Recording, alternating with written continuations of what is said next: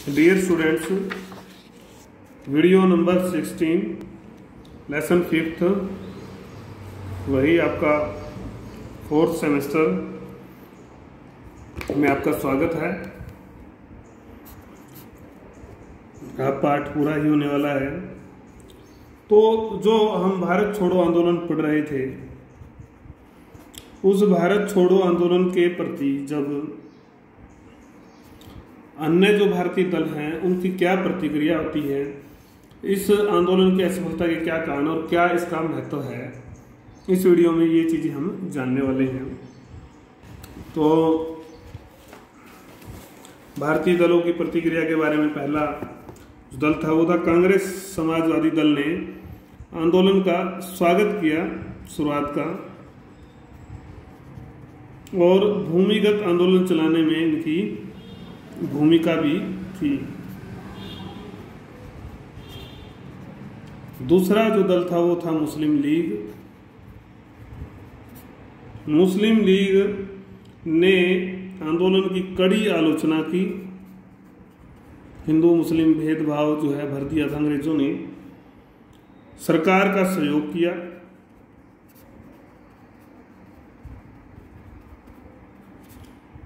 जिन्ना के अनुसार यदि अंग्रेज भारत छोड़कर चले गए तो देश में जंगल का कानून लागू हो जाएगा, ऐसा उनका कहना और मानना था। जिन्ना ने यह भी कहा कि आंदोलन के माध्यम से गांधी जी का उद्देश्य है, कैसे नेता थे, गांधी जी का उद्देश्य है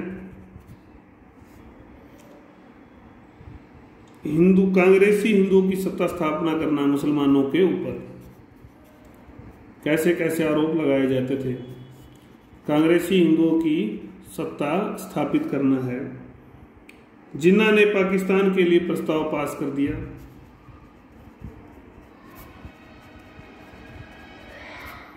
और कहा कि पाकिस्तान लिए बिना वो माने नहीं गे।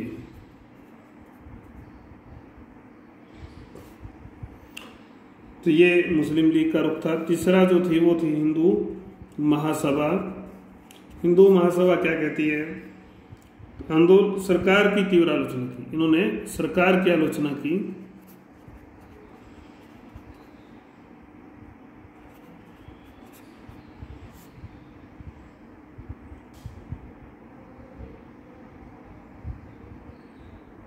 आंदोलन में भाग लेने के लिए भी कहा।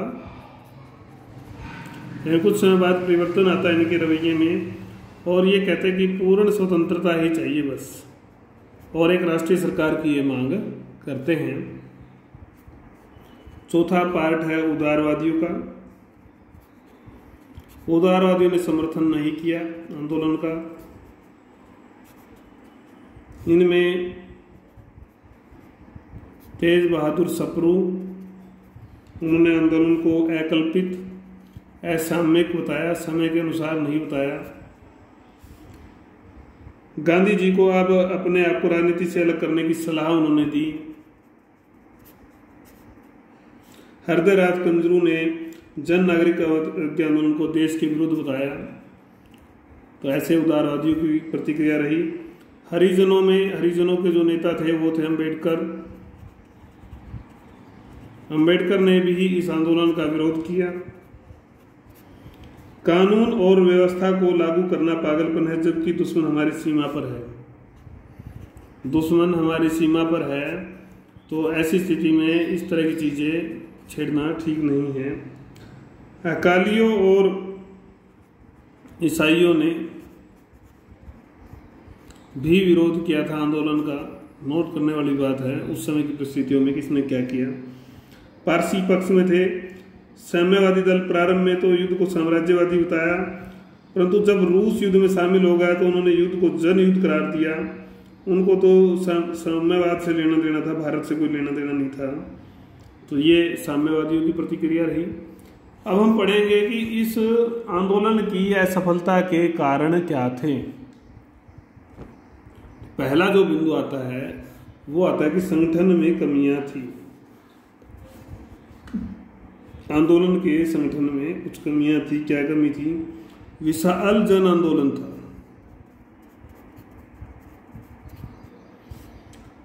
तो पूरी तैयारी पहले चाहिए थी।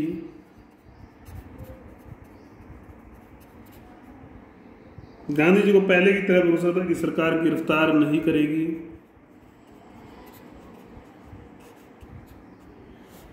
परंतु सरकार ने बड़े बड़े जितने भी नेता थे उनको गिरफ्तार कर लिया, सबको आंदोलन शुरू करने से पहले ही गिरफ्तार कर लिया। जनता को जानकारी नहीं थी कि कौन और किस तरीके से आंदोलन को चलाएगा।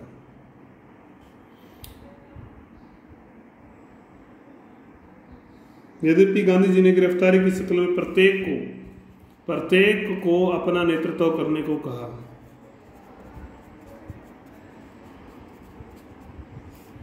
परंतु ये आंदोलन का कमजोर पक्ष था, संगठन बनाना जरूरी था। इस कमी को भूमिगत आंदोलन के दौरान समाजवादी दमन ने पूरा करने की कोशिश की, परंतु यह भी काफी देर हो चुकी थी। भूमिगत आंदोलन भी इसलिए सफल ज्यादा नहीं हो पाया। वास्तव में सारे देश में अकस्मात विद्रोह हुआ, कोई तालमेल सत्याग्रहियों में नहीं था।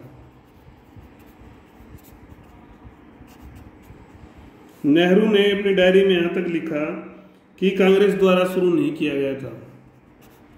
डायरी में नेहरू ने लिखा कि कांग्रेस द्वारा शुरू नहीं किया गया था,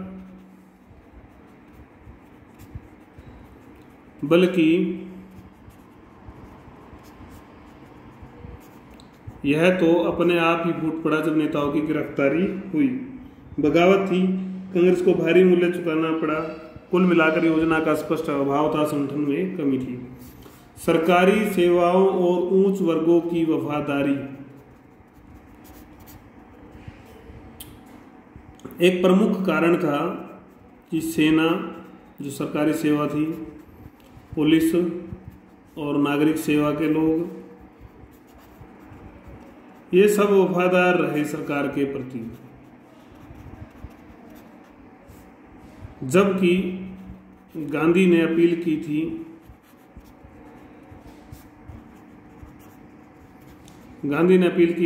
कि कांग्रेस के प्रति वफादार हो जाओ।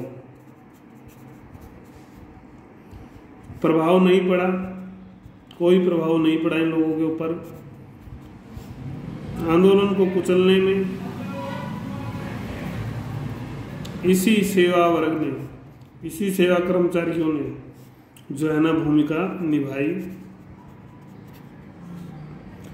तो सरकारी सेवा की वफादारी के कारण सरकार का कार्य बिना बाधा के चलता रहा। क्या था कार्य? दमन।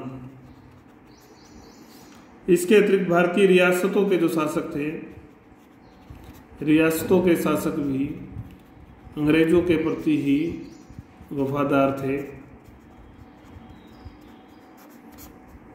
सरकार का पार्श्विक दमन, क्या नीति थी? हम दमन के बारे में पहले ही पढ़ के आए हैं। सरकार के पास कई गुना अधिक शक्ति थी। सेना के रूप में सारे नागरिक तरीके एक तरफ रखकर इस आंदोलन को दबाने में, सारी सीमाएं, नियम, अधिकारों का उल्लंघन कर एक ही बात थी कि कैसे इसको दबाया जाए, कैसे इसका दमन किया जाए। और इन्होंने दमनकारी नीति का प्रयोग किया। सेना तो आ जाती थी, लेकिन हवाई जहाजों का प्रयोग देश में अपने ही लोगों के खिलाफ नहीं हुआ था, तो हवाई जहाजों की सहायता ली गई। निहत्थी जनता पर गोलियां बरसाई गई। ये सारी चीजें पढ़ के आए हैं और इसके कारण से आंदोलन दब गया। नेहरू ने क्या लिखा इस बारे में? जनता की है चुनौती मूर्खतापूर्ण थी, असामयिक थी।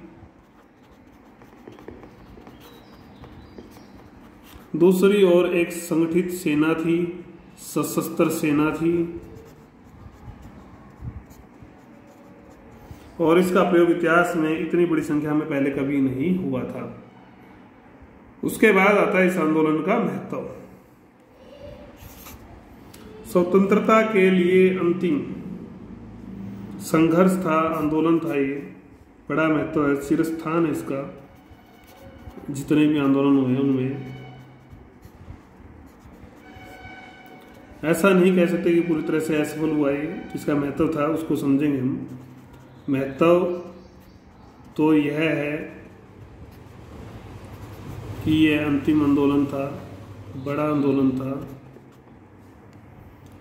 इसके बाद भारतीयों को अपनी आज़ादी के लिए कोई जन आंदोलन नहीं छेड़ना पड़ा।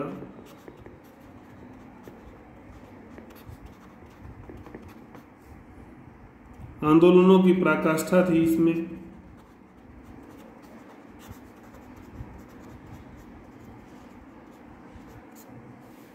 चरम सीमा थी। आजादी की यह तरंग सबसे ऊंची तरंग थी। आजादी की यह तरंग सबसे ऊंची तरंग थी। बिना नेता के,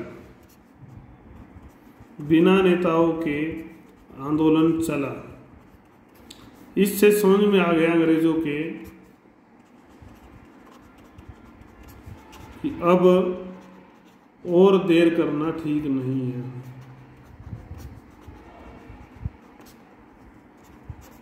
और देर करना ठीक नहीं है अंग्रेजों के लिए। अंग्रेजों द्वारा भारत छोड़ो की जो है समझ में आना अंग्रेजों के, ठीक है कि उस समय तो निकालने में भारतीय सफल हो जाते हैं कि एकदम नहीं निकाल पाते अंग्रेजों को, जैसा कि आंदोलन था। परंतु आंदोलन की तीव्रता ने सोचने पर, निर्णय लेने पर बाध्य कर दिया।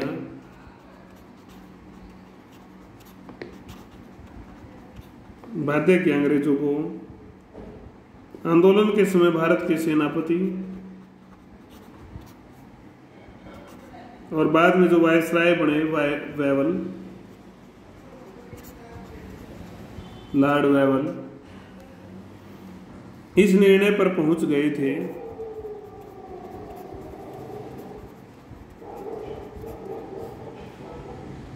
कि युद्ध के बाद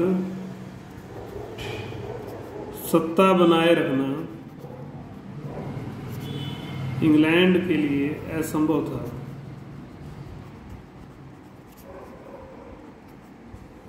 असंभव हो जाएगा। इसलिए भारत छोड़ने के लिए समझौते की बातचीत, छोड़ने की बातचीत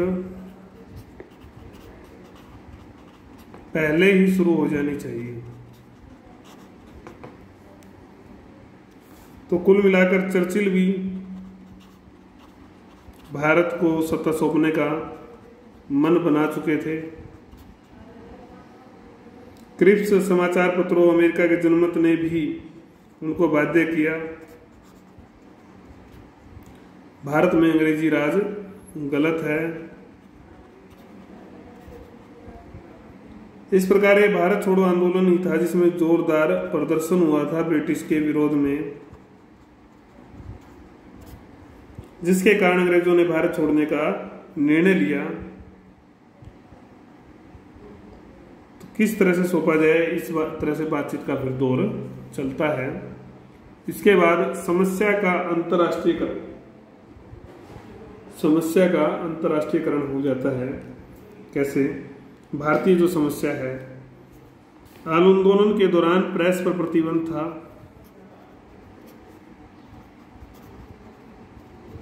संसार को पता नहीं चला कि भारत में क्या हो रहा है, परंतु धीरे धीरे विश्व समुदाय को जानकारी मिली कि भारत में कितना बड़ा आंदोलन चल रहा है, कैसे लोग अत्याचार सह रहे हैं, कितनी गोलियां चल रही हैं। इसके बाद अमेरिका, रूस, चीन, की सहानुभूति भारत के साथ हो जाती है जब उनको पता चलता है कि भारत में अंग्रेजी सरकार इतने अत्याचार कर रही है। तो इस प्रकार भारतीय समस्या जो है अंतर्राष्ट्रीय समस्या बन जाती है। नेहरू के अनुसार समस्त एशिया में, मिस्र में, मध्य पूर्व में भारतीय स्वतंत्रता शेष स्वतंत्र देशों की जो स्वतंत्रता थी उस पर्सन के साथ जुड़ गई, जो वर्तमान का प्रेक्षण तथा भविष्य का मापदंड बन गया। तो ये एक बात हमने पढ़ी। बलिदान का ऊंच उदाहरण, जो ये आंदोलन था भारत छोड़ो आंदोलन, इसके माध्यम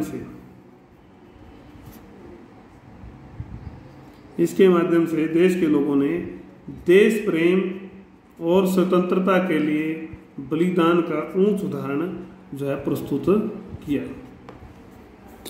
हजारों लोगों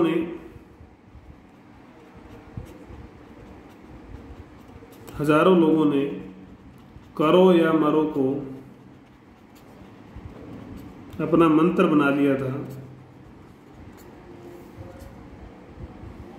तिरंगे झंडे की फहराने की चाह में, झंडा अभियान चला था ना, तिरंगे झंडे को फहराने की चाह में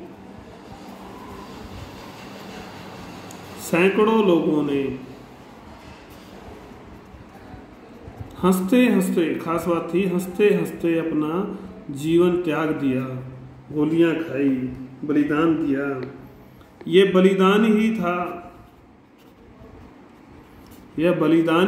बलिदान का जो ऊंच उदाहरण ही था, जिसके कारण से अंग्रेज बाध्य हुए थे कि अब भारत के लोग रुकने वाले नहीं हैं। नेहरू के अनुसार भारत छोड़ो आंदोलन के रूप में अचानक आई हुई चुनौती का जनता ने शस्त्रों के बिना सामना किया।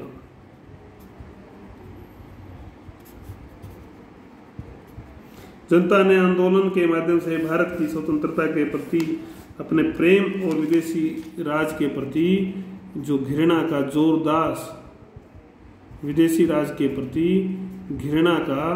जोरदार प्रदर्शन किया। तो ये हमने पढ़ा इसके बारे में। इसके बाद अगली वीडियो जो है अपनी, यहाँ ये महत्व पूरा हो जाता है इस आंदोलन का। तो अगली वीडियो इम्पोर्टेंट असाइनमेंट के ऊपर और आपके जो है छोटे वेरी शॉर्ट क्वेश्चन और मैप, 3 चीज़ों के ऊपर रहने वाली है। तो वो इस पार्ट की अंतिम वीडियो है। असाइनमेंट को आप ध्यान से देख लें।